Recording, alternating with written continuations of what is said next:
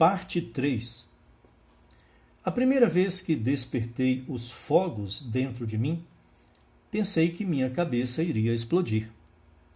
Houve uma vibração intensa na base do meu crânio e em seguida um súbito apagamento de tudo.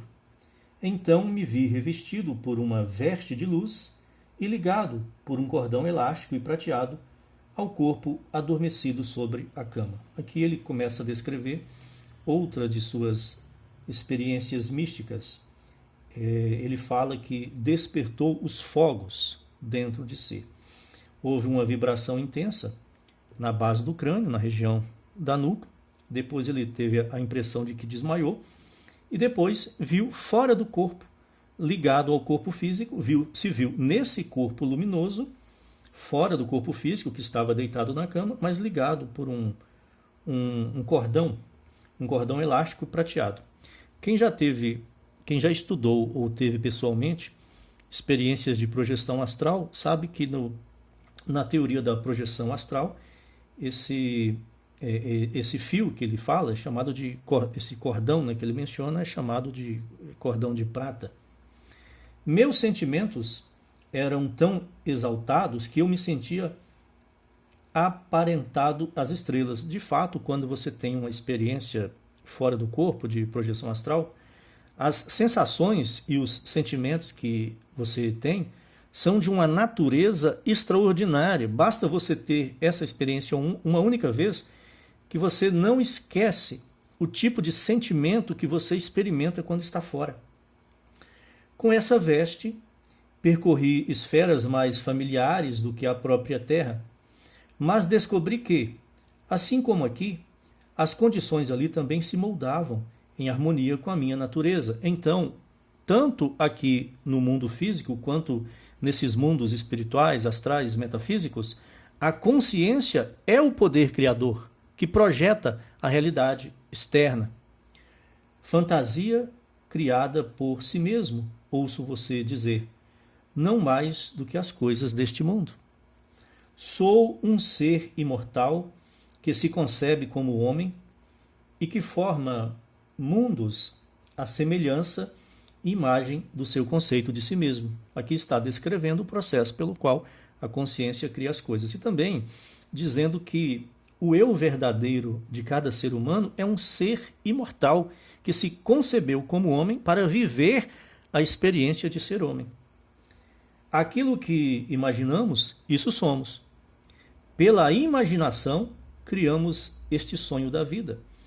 E pela imaginação, retornaremos àquele mundo eterno de luz, tornando-nos aquilo que éramos antes de imaginar o mundo. Aqui Neville Goddard propõe a interpretação de que somos seres superiores, luminosos, que tomamos a decisão de ter experiências humanas e, por isso, imaginamos a nós mesmos vivendo essas experiências e, ao imaginar, o poder da consciência criou a experiência. Mas quando essa experiência terminar, voltaremos a ser os seres de luz que éramos antes de tudo. Na economia divina, nada se perde. Nada podemos perder a não ser pelo afastamento da esfera em que algo possui sua vida natural. Não há poder transformador na morte. Não há poder transformador na morte. E estejamos aqui ou em outro plano, moldamos o mundo que nos cerca pela intensidade de nossa imaginação e de nossos sentimentos. Tanto faz se você está aqui no mundo físico, no corpo carnal, ou se você está habitando um plano superior em um mundo espiritual. A lei da consciência é a mesma. Você cria a realidade externa pela imaginação e pelo sentimento. Iluminamos ou obscurecemos nossa vida conforme os conceitos que sustentamos a nosso respeito. Veja que frase importante essa aqui. Iluminamos ou obscurecemos nossa vida conforme os conceitos que sustentamos a nosso respeito. As crenças, as opiniões, as assunções que temos sobre quem nós somos é que vão iluminar ou obscurecer a nossa própria vida, a nossa própria realidade projetada. Nada é mais importante para nós do que as concepções que temos de nós mesmos. Nada é mais importante para nós do que a concepção que temos de nós mesmos.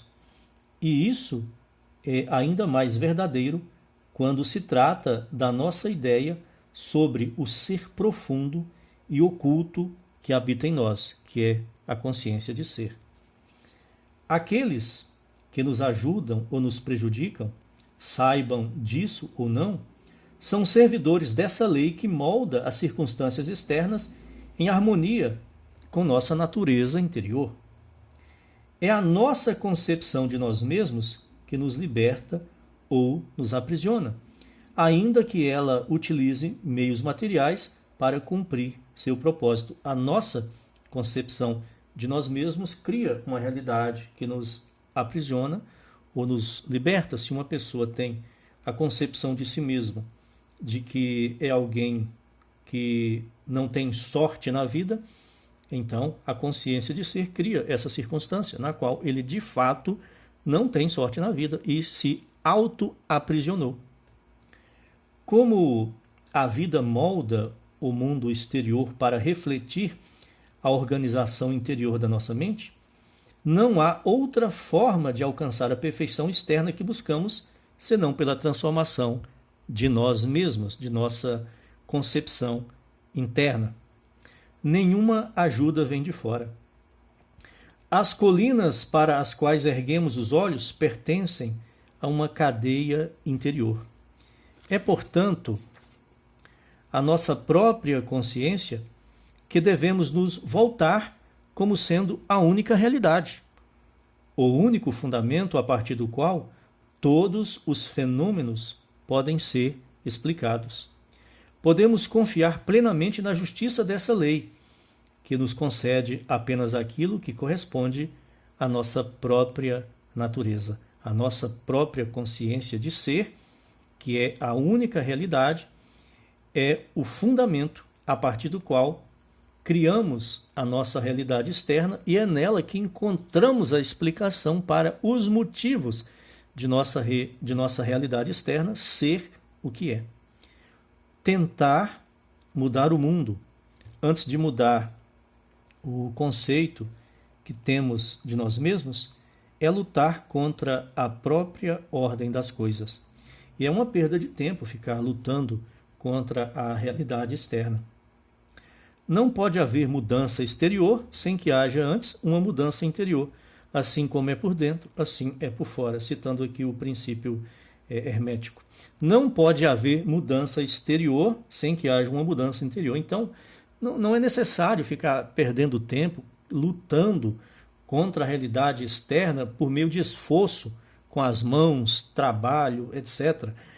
O que devemos fazer é, em vez de ficar lutando contra a realidade externa, trabalhar para realizar uma mudança interna em nosso próprio estado de consciência. Não defendo uma indiferença filosófica quando sugiro que imaginemos a nós mesmos já sendo aquilo que desejamos ser, vivendo numa atmosfera mental de grandeza, em vez de recorrer apenas a meios físicos e argumentos para produzir a mudança desejada. Tudo o que fazemos sem que haja uma mudança de consciência não passa de um reajuste superficial e inútil. Por mais que lutemos ou nos esforcemos, não podemos receber mais do que aquilo que nossas assunções subconscientes afirmam.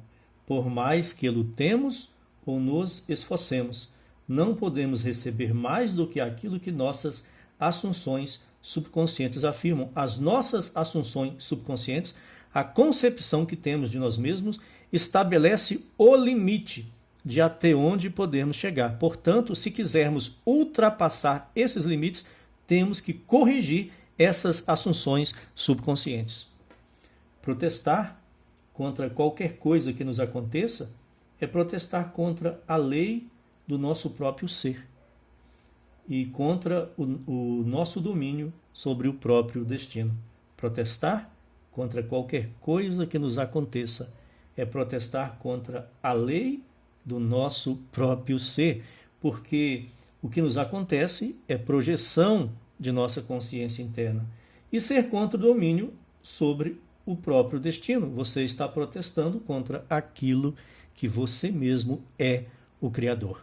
A leitura continua no próximo vídeo. Obrigado pela presença.